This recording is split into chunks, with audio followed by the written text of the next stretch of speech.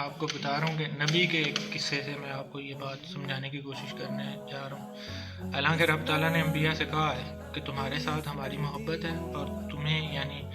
نبی علیہ السلام کو پیغمبر نامزد کیا ہے اللہ نے، ٹھیک ہے، لیکن رہا مسئلہ دنیا تو آپ بھی ذرا تکلیف سے گزرے۔ تکلیف جو ہے دنیا تو آپ بھی مطلب تکلیف سے پیغمبری جو ہے قائم رہے گی، ٹھیک ہے، اور اس کو کوئی فرق نہیں پڑے گا۔ حضرت عیسیٰ علیہ السلام کے واقعے سے جو ہے جاننے کی کوشش کرتے ہیں۔ جب ان کی پیدائش ہوتی ہے تو ان کے ساتھ کیا معاملہ ہوا یا کیا معاملہ وقوع پذیر ہوتا ہے، ٹھیک ہے۔ یہ تربیت جو ہے آنے والی انسانی نسل اور امت کے لیے جو جان لو اور سمجھ لو جو رب تعالیٰ ہمیں سمجھا رہے ہیں، ٹھیک ہے۔ حضرت عیسیٰ کا قصہ جو ہمارے سامنے ہے، حضرت عیسیٰ علیہ السلام کی پیدائش ہوئی تو ہنگامہ برپا ہو گیا، ٹھیک ہے۔ نارمل پیدائش ہوتی تو الزام تراشیاں بالکل نہ ہوتی، ٹھیک ہے۔ مطلب ایک باپ کے بنا جو ہے رب تعالیٰ نے ان کو دنیا میں بھیجا، ماں سے پیدا کیا، تو اب لوگ پتہ نہیں کیا جانتے ہیں اور کس نظر سے دیکھتے ہیں اس معاملے کو۔ جو پہلو مجھے سمجھ آیا وہ بیان کر رہا ہوں میں۔ تو اب رب کی اس طریقہ کار سے پیدائش میں کیا مصلحت ہے کہ ان کو جو ہے اس طرح سے پیدا کیا رب تعالیٰ نے، حضرت عیسیٰ کو بنا باپ کے، ٹھیک ہے۔ اس مصلحت کو سمجھیے، یعنی جو رب تعالیٰ کرتا ہے وہ صحیح کرتا ہے، ٹھیک ہے، اور بالکل ٹھیک کرتا ہے، 100% حق اور سچ ہوتا ہے وہ، ٹھیک ہے، اور وہ امر الہی ہے، یعنی اللہ کا عمل ہے، ٹھیک ہے، یعنی اللہ کی مرضی اور اختیار سے ہوا ہوتا ہے، ٹھیک ہے۔ اس لیے ہمیں صرف توبہ کرنی چاہیے، ہمیں اللہ کے جو کام ہے یا امر الہی ہے ان میں اپنی ٹانگ یا ناک نہیں گھسانی، ٹھیک ہے۔ تو کیونککہ یہ اللہ کے کام ہے، دھیان دیجیے گا، آنے والی بات میں ساری حقیقت اور راز پوشیدہ ہے جو میں آگے کرنا چاہ رہا ہوں، جو میں اپنی عقل اور نافع علم کے ذریعے آپ سب کو بیان کرنے لگا ہوں۔ اس سے جو ہے وہ اتفاق بھی کر سکتے ہیں اور اسے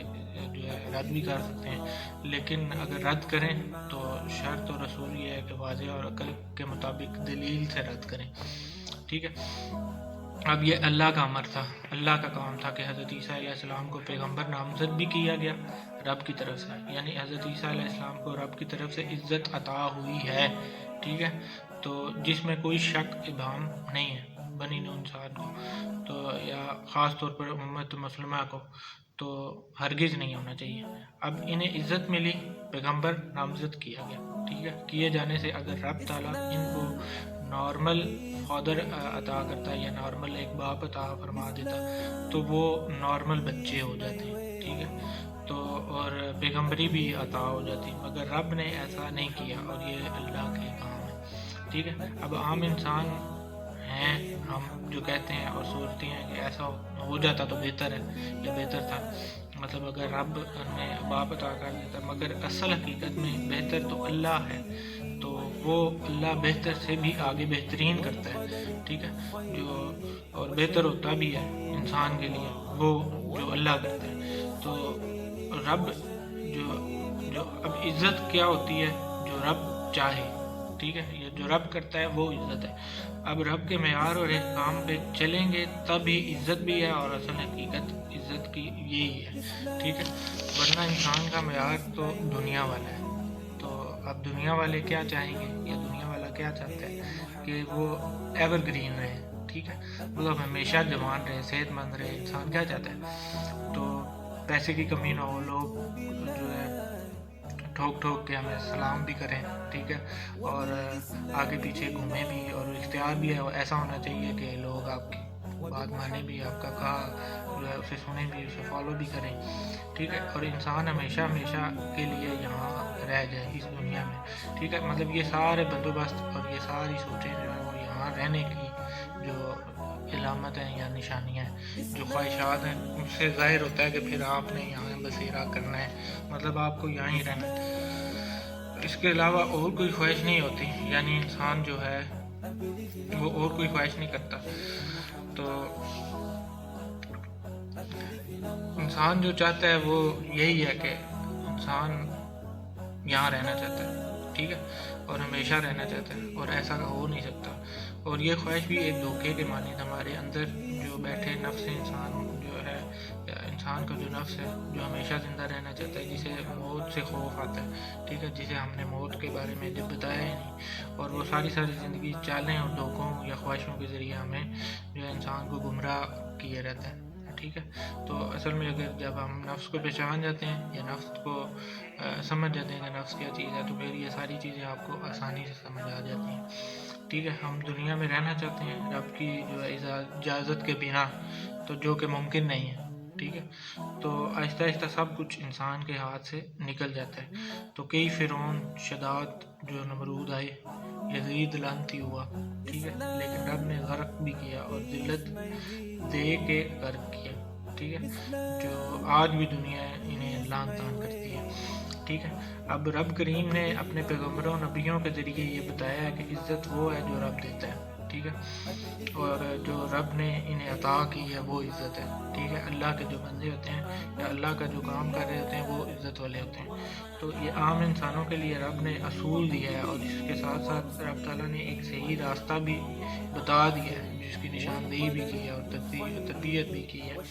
اور وہی جو راستہ ہے وہ اللہ تعالیٰ آپ سے کہہ رہا ہے کہ وہی جو ہے بیسٹ اور جو ہے بہترین بھی ہے، ٹھیک ہے، اور معیار بھی جو ہے وہ بہترین ہے، یہی کہ اور وہ معیار زندگی یہی ہے، ٹھیک ہے، کہ جو اللہ کے قریب ہوگا وہی عزت کا مقام ہوگا، ٹھیک ہے، اور جو حضور اکرم صلی اللہ علیہ وسلم کے قریب ہوگا وہی عزت والا ہوگا۔ تو اس طرح جو انسان مسلمان ان دونوں ذاتوں سے جتنا دور ہوگا وہ اتنا ذلت والا ہوگا، ذلیل ہوگا، بلکہ یہ غیر عزت کا مقام ہوگا، ٹھیک ہے۔ مطلب اگر آپ اللہ کے احکامات اور اللہ کی نبی صلی اللہ علیہ وسلم کی دین کی جو ہے خلاف کوئی کام کر رہے ہیں تو پھر آپ ذلت کے مقام پہ ہیں، ٹھیک ہے، غیر عزت کے مقام پہ ہیں۔ اللہ اب جسے عزت دیتا ہے اسے اللہ اپنے سونے حبیب محبوب کریم صلی اللہ علیہ وسلم کی محبت عطا کر دیتا ہے، ٹھیک ہے، اور جس کو رب چاہتا ہے کہ ذلت عطا کرے، اب رب اس کو قابل ہی نہیں سمجھتا کہ یہ میرے محبوب یا میری محبت جو اللہ کے نبی صلی اللہ علیہ وسلم ہے ان کی عزت کرے یا ان کا احترام کرے، ٹھیک ہے۔ اللہ پھر اس انسان کو اس قابل نہیں سمجھتا، ایسے